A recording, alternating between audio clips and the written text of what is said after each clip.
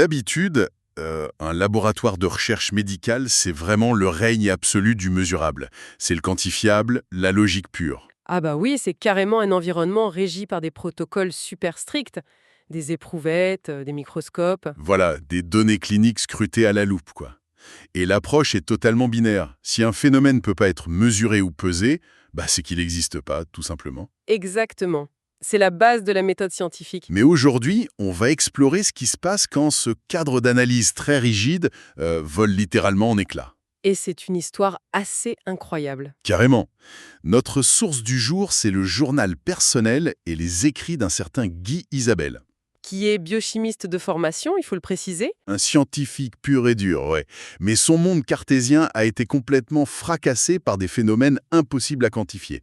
Donc, notre mission pour cette plongée aujourd'hui, c'est de comprendre comment cet esprit hyper analytique a fini par remettre en question toute sa vision de la réalité.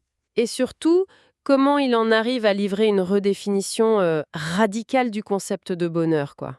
Oui, et obtenu via ce qu'il décrit comme de la canalisation médiumnique. Bon, décortiquons tout ça. C'est clair que c'est une démarche d'analyse qui nous demande une certaine souplesse intellectuelle.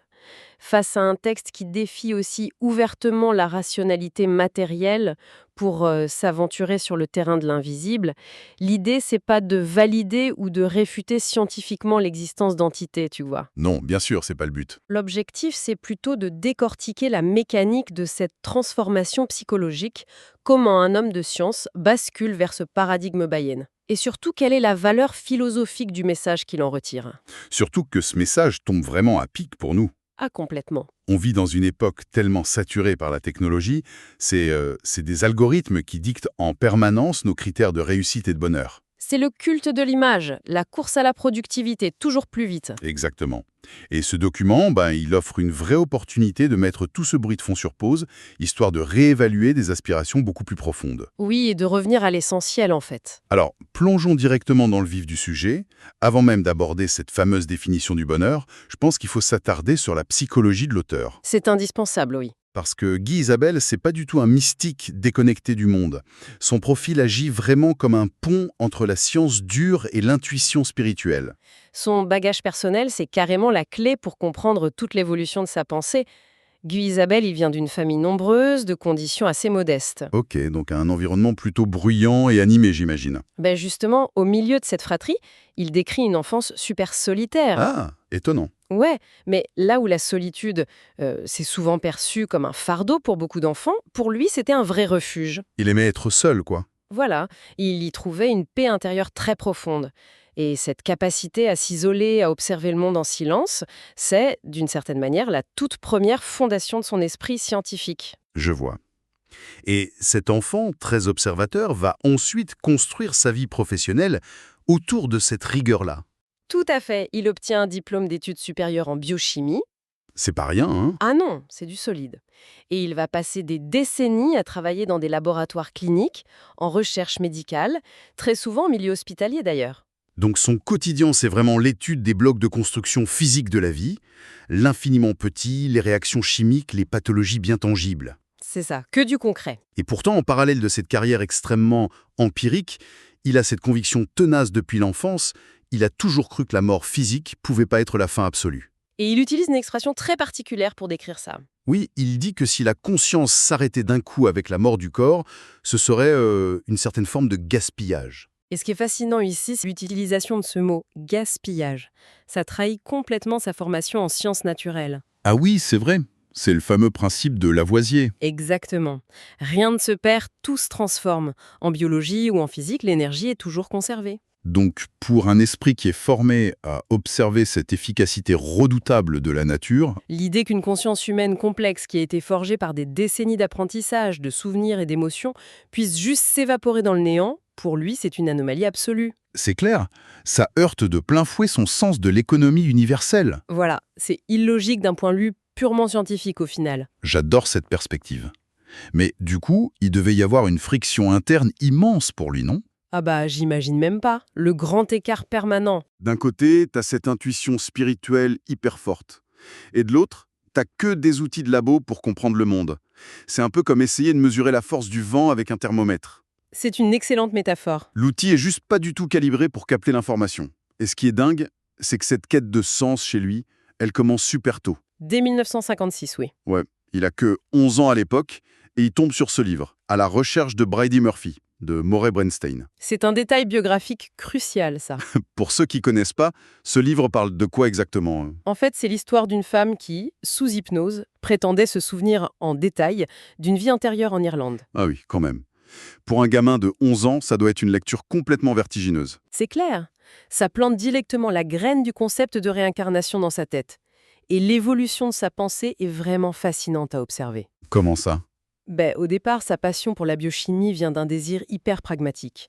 Il veut aider à soigner les gens physiquement. Logique pour un chercheur en milieu hospitalier? Mais face à l'incapacité de la chimie pure à expliquer ses intuitions sur l'au-delà, cette volonté de guérir le corps s'est élargie. Je vois. Sa démarche scientifique et sa quête spirituelle finissent par converger vers le même but final, à savoir soulager la souffrance humaine et donner un vrai sens à l'existence. C'est super beau, vu comme ça.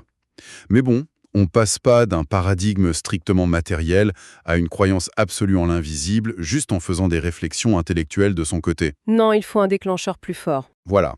Et le document détaille justement des points de bascule physiques, des événements très sensoriels qui sont venus percuter de plein fouet son scepticisme. Et c'est là que l'histoire prend un tournant radical. Le premier événement marquant, c'est en automne, lors d'une nuit d'insomnie. Exactement, c'est la manifestation visuelle.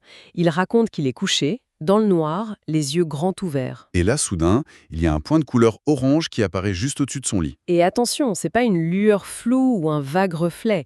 Le point s'approche de son visage et se matérialise avec une précision hallucinante. Il décrit carrément l'apparition d'une libellule de 3 pouces de long, soit environ 7 cm, quoi. Mais c'est pas un insecte biologique. Non, pas du tout. Elle a un corps orangé, 4 ailes bleues, et surtout, elle semble être faite de cristal avec des reflets étincelants. C'est très spécifique comme vision. Carrément.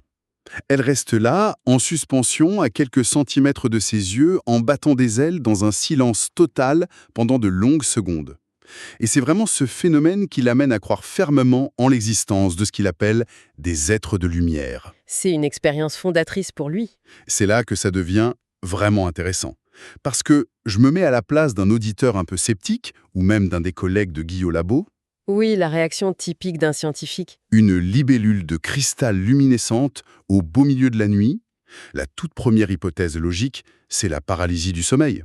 Ou bien le manque de sommeil, ce qu'on appelle une hallucination hypnagogique, non? C'est la question centrale, effectivement.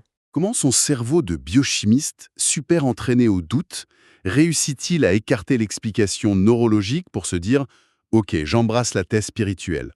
En neurologie, tu sais, une hallucination hypnagogique, ça se produit à la frontière exacte entre l'éveil et le sommeil.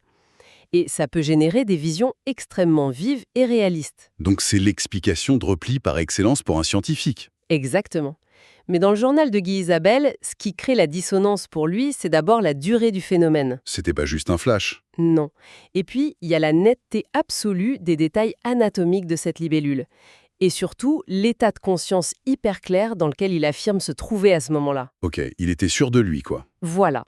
Mais, pour être honnête, l'apparition visuelle toute seule, ça aurait peut-être pas suffi à briser définitivement son logiciel cartésien. C'est vrai, on peut toujours douter de ses propres yeux. C'est le deuxième phénomène, la manifestation physique, qui agit vraiment comme la preuve irréfutable à ses yeux. Le fameux épisode de l'écriture automatique. Oh là là, oui. Et les détails sont hyper troublants. Il raconte qu'un jour, il s'apprête à écrire tranquillement dans son journal intime, il a le stylo en main. Et là, tout bascule. Il sent une force extérieure et invisible envelopper sa propre main.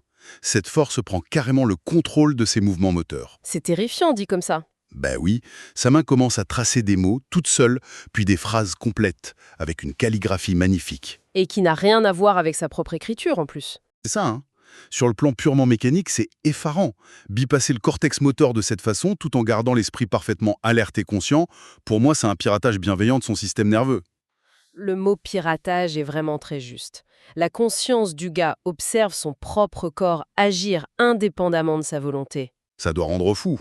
Mais pour qu'un esprit scientifique de son calibre accepte qu'il ne s'agit pas juste d'un trouble dissociatif bizarre ou d'un spasme musculaire complexe, il lui faut des données testables. Toujours la méthode scientifique en arrière-plan.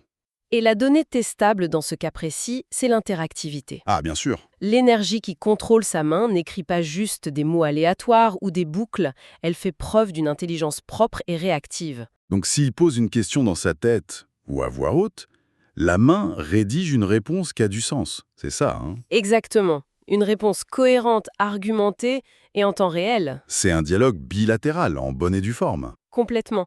Et ce processus de questions-réponses, ça va lui permettre d'identifier plusieurs entités distinctes qui se succèdent, au bout de son stylo en quelque sorte. Il mentionne des noms d'ailleurs. Oui, des guides qu'il nomme le TEP, Ima, la Burn, Bernadette. Bernadette, c'est un nom assez classique par rapport aux autres. C'est vrai.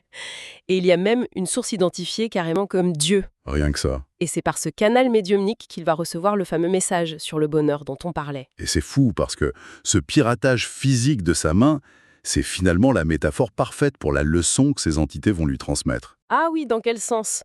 Elles affirment que notre société a déjà piraté notre conception du bonheur depuis bien longtemps et qu'on a totalement perdu le contrôle de nos propres désirs. Ah, la transition est géniale.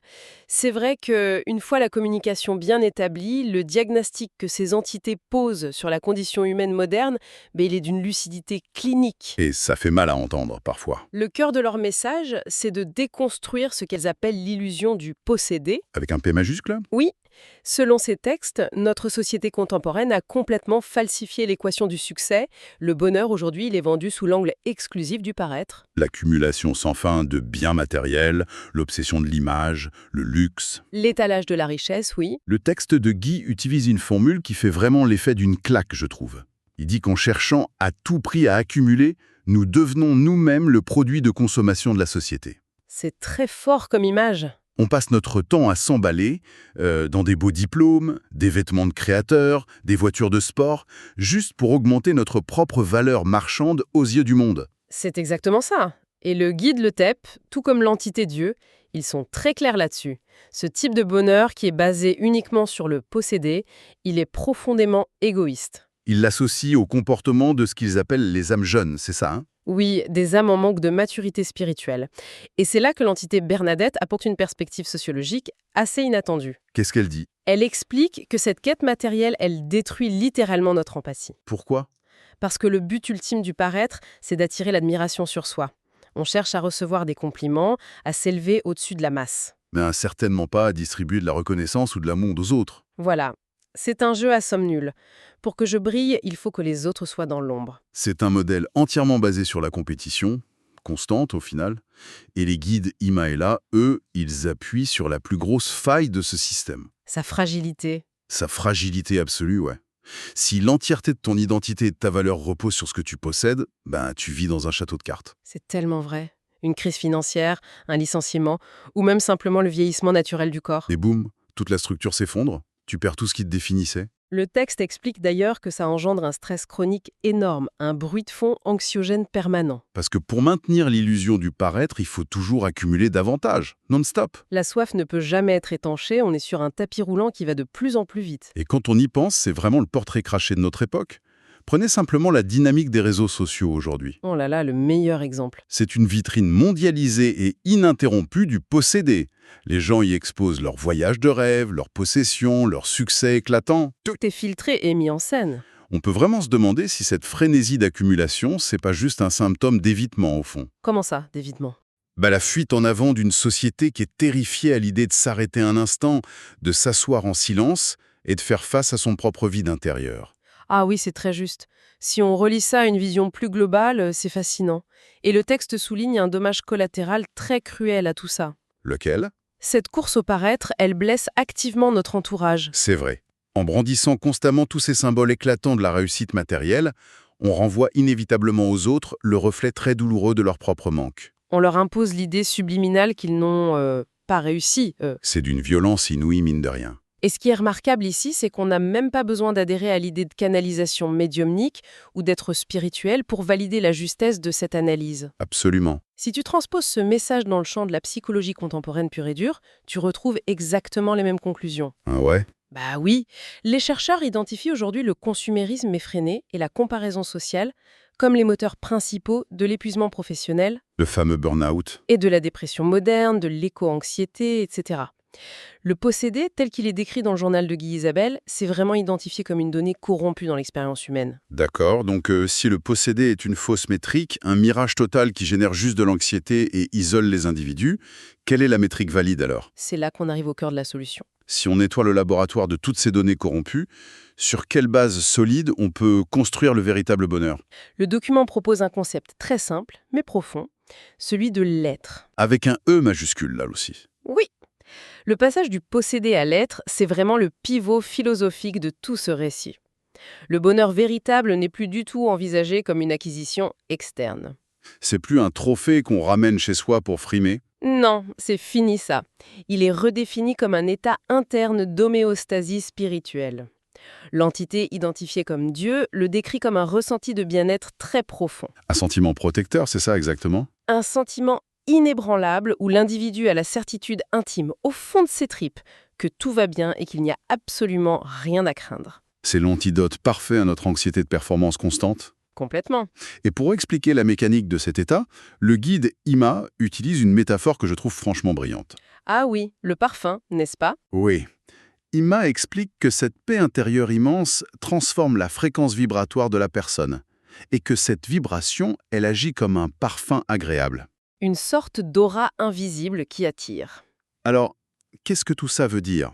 Essayons de le ramener ça sur un terrain un peu plus pragmatique, pour ceux qui nous écoutent et qui sont très rationnels. C'est une bonne idée. Ce fameux parfum agréable, qui émane d'une personne en paix, est-ce que c'est pas tout simplement ce que la psychologie appelle une intelligence émotionnelle hyper élevée ou un charisme apaisant? C'est exactement ça.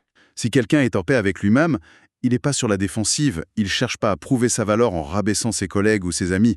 Naturellement, une personne comme ça attire la confiance et la sympathie, non? Mais tout à fait. En fait, l'explication psychologique et l'explication spirituelle décrivent exactement le même mécanisme, juste avec des mots différents. C'est fascinant. Quand un système nerveux ne fonctionne plus sous l'emprise de la peur, et je parle de la peur de manquer, la peur de ne pas être assez bien, la peur du jugement, le besoin compulsif de l'ego de dominer, il disparaît de lui-même. L'individu interagit alors avec une authenticité absolue. Et dans un monde qui est tellement saturé de masques, de filtres et de faux semblants, l'authenticité, ça agit comme un aimant superpuissant. Les gens se sentent en sécurité en présence de cette personne. Voilà, et le texte affirme que c'est précisément ce magnétisme de l'être qui déclenche ce qu'on appelle les synchronicités. Les fameux hasards qui n'en sont pas. C'est ça. Les opportunités se présentent de manière fluide. Les bonnes personnes croisent notre route au bon moment. Et paradoxalement, le succès, le vrai, finit par arriver, mais sans cet effort destructeur et épuisant. Sans avoir à écraser personne. Le document synthétise tout ça par une prise de conscience ultime, réaliser que chaque individu est, je cite, une étincelle d'amour issue de la même source. Comprendre ça, ça amène une humilité totale, j'imagine. Et surtout un sentiment d'être déjà complet. Il n'y a plus de gouffre antérieur à remplir frénétiquement avec des achats compulsifs, des montres de luxe ou l'approbation d'inconnus en ligne. C'est la fin du besoin d'être validé par l'extérieur. Cette complétude signe la fin définitive de la compétition. Le succès devient juste un effet secondaire naturel de ta paix intérieure. C'est plus un objectif qu'il faut arracher aux autres avec les dents. C'est un retour à un équilibre tellement fondamental. Et j'imagine que le biochimiste Guy Isabelle a dû reconnaître là la forme la plus pure d'efficacité universelle dont on parlait au début. La boucle est bouclée. Quel parcours intellectuel et conceptuel quand même. Si on résume un peu cette exploration, on réalise le chemin de dingue qui a été parcouru. C'est un sacré voyage. L'histoire commence dans la rigueur froide et stérile d'un laboratoire clinique. Elle traverse des nuits d'insomnie troublées par l'apparition d'une libellule de cristal. Elle bascule dans le mystère d'une main qui se met à écrire toute seule. Pour finalement aboutir à un traité de survie psychologique d'une pertinence incroyable. Un texte qui déconstruit méticuleusement le piège du possédé pour nous guider vers l'ancrage solide de l'être. L'intérêt majeur de toute cette démarche, à mon sens, c'est qu'elle transcende totalement la question de la croyance. Comment ça? Que l'on analyse ces textes comme la véritable retranscription d'entités lumineuses, ou bien qu'on les perçoive comme la fulgurance d'un inconscient scientifique qui cherche à résoudre ses propres contradictions. Peu importe la source finalement. Voilà, la sagesse du propos reste indéniable. Dans une société épuisée par le consumérisme et la comparaison, le conseil d'arrêter de calculer sa propre valeur en fonction de ses acquisitions matérielles, c'est une véritable bouffée d'air frais. C'est carrément une invitation radicale à changer de logiciel interne. Et je trouve que ça nous laisse sur une réflexion finale fascinante. Laquelle? Le document suggère que cette paix intérieure, cet état d'être, attire naturellement les opportunités, comme un aimant. Et ça renverse complètement notre manière d'envisager l'effort dans nos vies. C'est très contre-intuitif. Exactement. Et si la poursuite acharnée, bruyante et souvent impitoyable du succès moderne était précisément ce qui repousse le bonheur authentique? C'est une excellente question. Et si, finalement, le seul moyen d'obtenir cette plénitude que l'on cherche si désespérément à l'extérieur, c'était d'arrêter de courir De déposer les armes de l'ego. et de s'autoriser simplement à être avec un grand E. Voilà une hypothèse qui mérite amplement d'être testée dans le grand laboratoire de la vie. Merci d'avoir partagé avec nous cette analyse en profondeur de l'invisible et de la conscience. À très vite pour de nouvelles découvertes.